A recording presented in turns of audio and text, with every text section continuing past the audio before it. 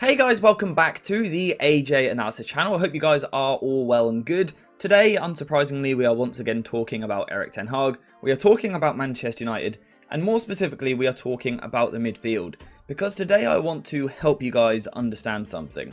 What a lot of people have been talking about online, whether that be on Twitter or in different news articles, different YouTube videos, whatever it may be, is that the current United midfield, these three up here, lack balance, or there's the wrong profiles in the team, it's the wrong structure. But I kind of realised no one's really addressed necessarily what it is which is properly missing, or some different targets which could help that. So today I want to help you guys understand how that could work. I am going to ask for one thing in return though. I need help from you guys. In the description down below I have a link to a Just Giving page which I've set up for Macmillan Cancer Support. It's a charity which hits really close to home. It has helped people in my family and is still helping people to this day. So I would massively, and I genuinely massively appreciate it if you could donate any amount of money. The link will be in the description down below. There will also be a community post with the link soon. But if you could donate anything, it doesn't matter if it's 5 pence, if it's £500, it doesn't matter what it is. Any donation you make makes a massive difference. So if you could donate anything, I really would greatly appreciate it, and I would be in debt to you guys. But in terms of getting into today's video, we need to talk about the midfield. So what are the issues that the Manchester United midfield is currently facing? Well, in my opinion, the issues aren't as big as what some people are making out. Yes, there are structural problems which we'll come on to, but in general, I think there will be plenty of games this season where a midfield three of Casemiro, Mason Mount and Bruno Fernandes is able to dominate against certain teams, create loads of chances, get goals and assists, overrun teams, and it will be really effective. However, there are certain games, as we've seen already this season, where it doesn't quite work. And the main reason for that, again, is because there's a couple of profiles and attributes which are simply missing in the team. One of those attributes which is missing is a ball carrier. Now, I will be looking over here because this is where I've got the numbers for me. We can see here, none of these players are ranking that well, particularly for carries. We've got the 61st percentile, again the 61st percentile, and the 38th percentile. They're not great numbers. They're okay, but they're not great. Now, a couple of the numbers are better in terms of progressive carries, the 83rd percentile and the 81st. But I still wouldn't label any of the three United midfielders as being specialists in terms of the ball carrying department. The midfield also lacks someone who can dictate the game. Now, Casemiro is currently the closest thing to that, attempting 61.94 passes per 90, ranking in the 80th percentile. But in terms of pass completion, only in the 24th percentile. 17th percentile for Mason Mount and the 10th percentile for Bruno Fernandes. So those are the two things which are really lacking, in my opinion, in this midfield.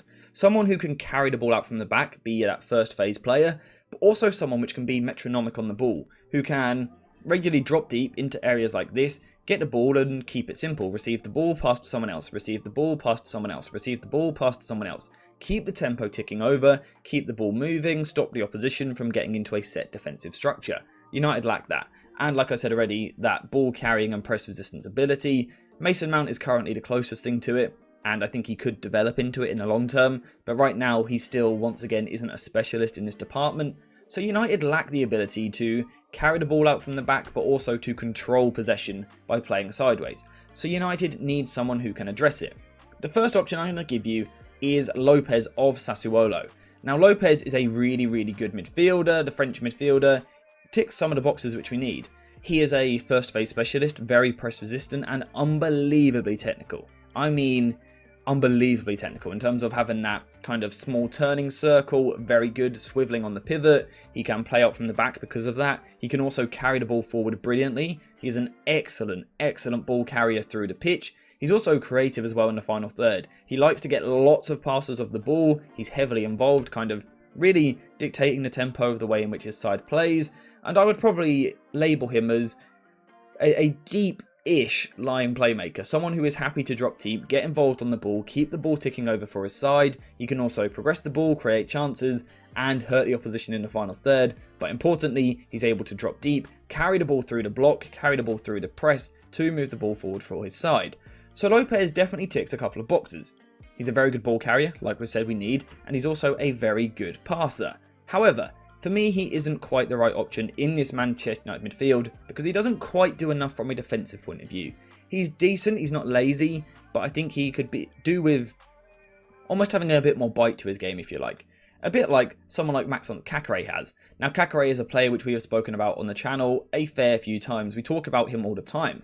And the reason for that is because he can do everything which Lopez can do, but he can also do other stuff as well. So he can do that press resistance in the first phase. He can drop into these areas, drop a shoulder, and then carry the ball forward. In the middle third, once again, if needed, he can carry the ball forward through the pitch. But he's also a very competent passer as well, moving the ball from side to side, but also having the ability to play the ball forward. He is someone who is metronomic on the ball, constantly looking for touches, picking the ball up, moving it to someone else, trying to set the tempo. So Caqueret is another very, very good option, a player I really like as a midfielder. And importantly, what he does also is works really hard off the ball. He's really good at pressing high up the pitch, a side of his game which is just improving year on year really. He's getting really good in that department. Also on top of that, he's happy to put the work in going the other way as well, back towards his own goal. He will track back, he's kind of feisty in the tackle, he's tenacious, he'll take little kicks out at players which may not be the most legal thing to do at times on a football pitch, but at times it is needed to break up the play. So Caqueret is certainly a very, very decent option for this Manchester United position. Like I said, Lopez as well is a good option. Caqueret is an even better option for his defensive side of the game. However, there is still something lacking from Caqueret's game, and that is a true physicality which is often needed in the Premier League. Something which someone like Sofyan Amrabat could bring. Now, once again, Amrabat brings a lot to the table in the sense of what Lopez and Caqueret do. So when we talk about Amrabat on the football pitch, he's good in the first phase. He can receive the ball. He's a very good ball carrier, particularly in transition. He kind of really strides forward with the ball and can be dangerous in that way. In terms of when he's keeping it a little bit safer, again, metronomic on the ball. Someone who loves to pass the ball sideways and keep the tempo ticking over. If you watch him play for Fiorentina, you will see players give him the ball almost for the sake of it. They have the option, the potential to go forward themselves, but if they see Amrabat in a bit of room, like in the final the other week, they will play it safe, go to Amrabat and kind of let him keep things ticking over. This is a true dictator of tempo. He is absolutely brilliant on the ball. When needed, he can also open up with the longer range passing as well to switch to play. He can play the ball through the lines. He can carry the ball forward like we've said, so he ticks those two boxes. But in terms of what he has, which Lopez doesn't have, is he has real good defensive work rate. And what he has in terms of what Caqueret doesn't have is a bit more of a natural physique, a natural size to his game. He's quite a big lad. Not the biggest in the world still, but in terms of alongside Casemiro, he would definitely bring a lot of physicality. My only concern with Amrabat would be he can be a little bit rigid at times. He is very good technically on the ball, but he is a tiny bit rigid at times in the way in which he receives the ball. Something you cannot say about this man on screen here. The man which I think United should sign to improve their midfield. Who is it? It is Locatelli. Now, the reason I like Locatelli so much is because he combines everything that Lopez, Caqueret and Amrabat all have in their game, but he also adds something to it as well. So he has that technical ability which Lopez has. He has the defensive work rate which Caqueret has, but he also has the physicality of Amrabat. But also, whilst having all of that, he also has an ability to turn on the spot. Technically, he is unbelievably good. Now, people kind of might frown upon this as a suggestion, because they've seen him for Juventus in the past couple of seasons where it hasn't been very good. But I'll give you one word to describe why that's been the case. Allegri. The football that Juventus play is genuinely terrible, and Locatelli has been completely misprofiled at times, used as a 6, which is just not his role. He will always be a box-to-box 8 midfielder.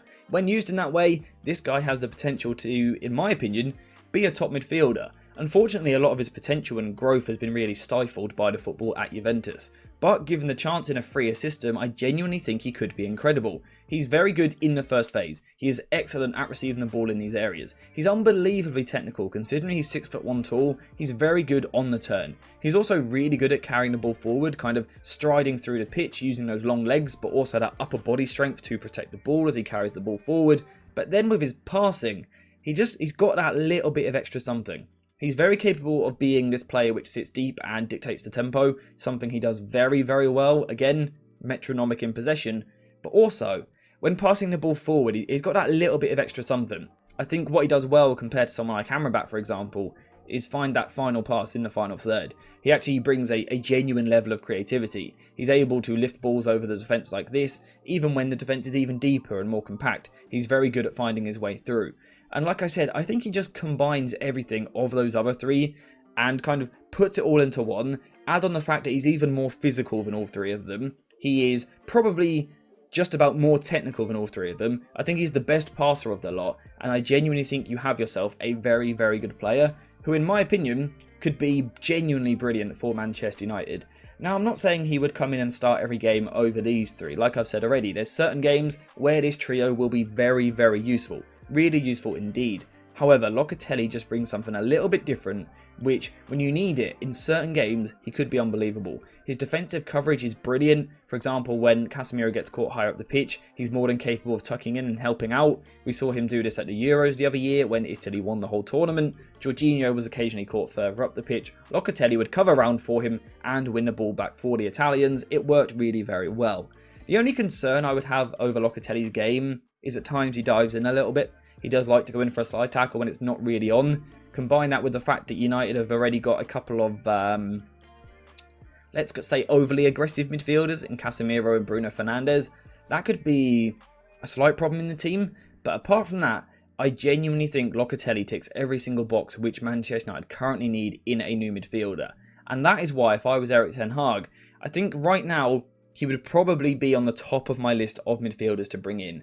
I still think Amrabat is probably more likely. He seems a bit more available on the market. He seems to be pushing for the move. So I think Amrabat is the more likely deal. But if United have free choice out of those four, I would be going for Locatelli to fix that midfield. But let me know what you think in the comments down below. What do you make of Lopez, Caqueret, Amrabat and also Locatelli? Do United need a new midfielder at all, or does it just need to be a new system? Let me know what you think, and also check out that Just Giving page link in the description down below. Again, I would really appreciate it if you could make a small donation. It would be greatly appreciated. But apart from that, thank you guys for watching. I hope you have enjoyed it, and as always, I'll see you in the next one.